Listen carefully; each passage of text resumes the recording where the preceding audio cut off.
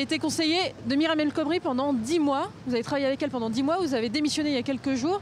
Et là, vous allez carrément manifester contre elle et son projet de loi. Oui, parce que c'était pas la feuille de route initiale. Quand elle a été nommée au ministère du Travail, elle a été nommée pour imposer ce qui devait être la plus grande réforme du quinquennat, la grande réforme sociale du quinquennat. Et c'est pour ça qu'aujourd'hui, j'ai souhaité quitter le cabinet de la ministre. Oui. C'est parce que je suis sur un désaccord profond politique, stratégique, qui est, je ne me retrouve pas dans la gauche qui était celle pour laquelle j'ai voté en 2012. On a donc suivi cet ex-conseiller du ministère du Travail faire campagne contre la loi travail devant les journalistes. Ce que je veux dire, c'est que l'emploi, aujourd'hui, on va pas le favoriser en favorisant les licenciements. Alors évidemment, il a été super bien accueilli par les manifestants. C'est bien, c'est courageux et on n'en voit pas tous les jours. Ouais. C'est courageux, je sais pas, mais à un moment donné, vraiment, ça va vraiment de soi. J'ai reçu un nombre de messages de militants socialistes hallucinants qui me disaient bravo, et moi je leur disais mais oui, mais c'est à vous de parler les gars.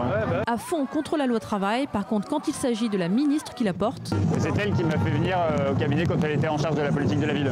Et après j'ai suivi l'aventure au ministère du Travail parce que on va prendre le tournant social de ce quinquennat et c'est Myriam El Khomri qui va le porter. Et Myriam était vraiment une femme de gauche, de conviction, et voilà, aujourd'hui elle s'est faite totalement, je pense, avoir par Matignon qui lui demande de conduire un projet qui est pas celui sur lequel elle a été nommée.